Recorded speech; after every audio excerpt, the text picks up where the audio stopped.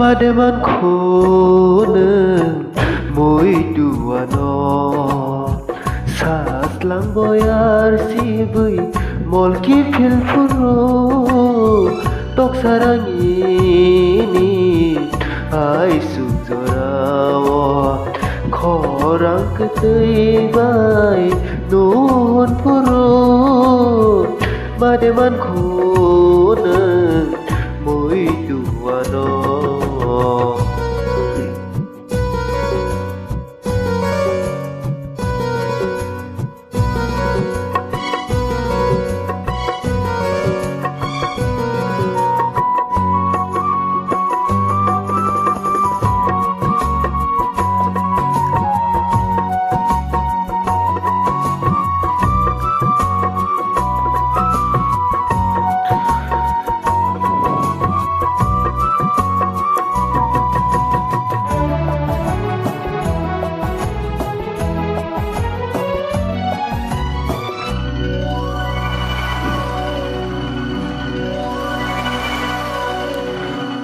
Domar kumpai kiyok sawai bahai moto mani no khatu mui ko bon chawai no khatang mani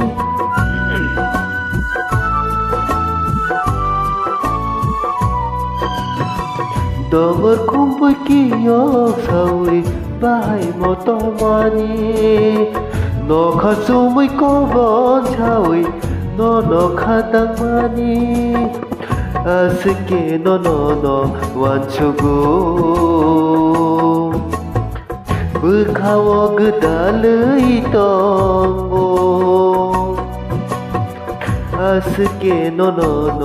wanchugo bukhawo gdalai tongo Mademan mui dua no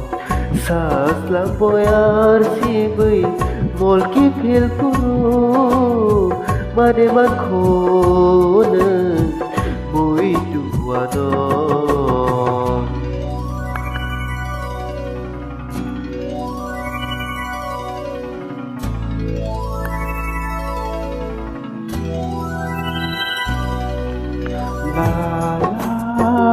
La la la la la la la la la la la la la la la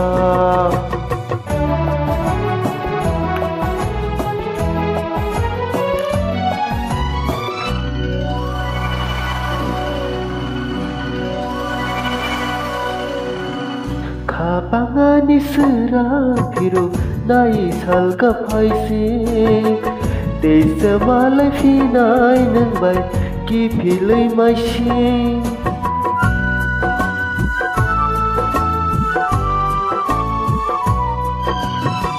Kapangani serang biru nai salga paisi Desa malai finai nang bai ki pilai maising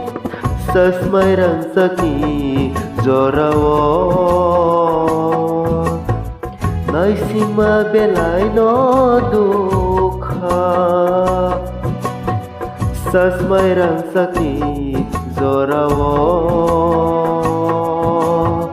Naisima belai no dukha Mademan khôn lamboyar sibui molki fil furu tok sarangini ai su jorawo